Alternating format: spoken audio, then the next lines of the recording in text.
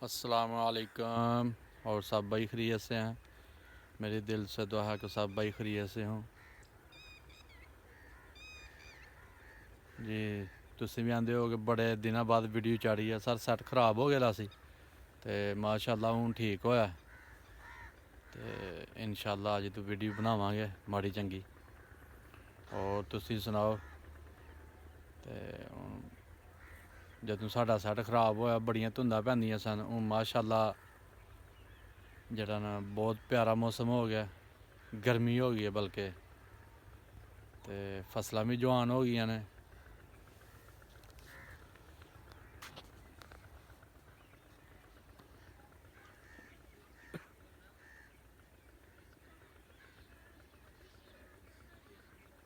फसलां भी जवान हो गई ने। देखो कनक माशाअल्लाह किड्डी किड्डी होई दी है। उदों गिट्ठ डेढ़ गिट्ठ ही कनक, हूँ 3 गिट्ठां हो गई दी है।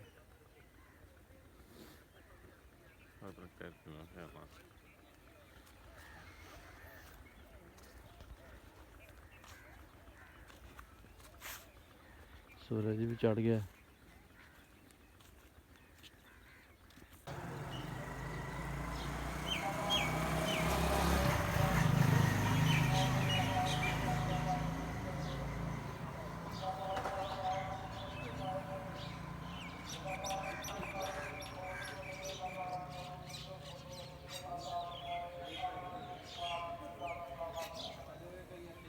माशाअल्लाह जी हूँ पट्ठे पान लगे असीं बकरियां ते इंशाअल्लाह अज तुहानूं अपनियां बकरियां बखाने क्योंकि 10 12 15 दिन हो गए ने वीडियो चाढ़े दे।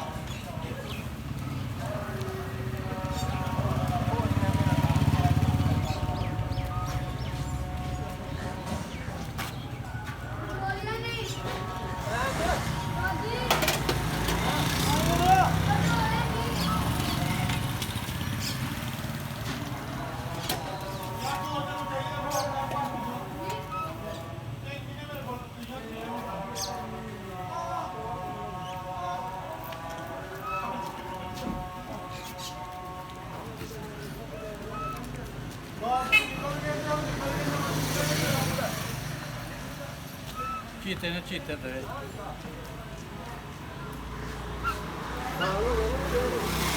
हाँ पिछले से आज में भी उस तो पिछले से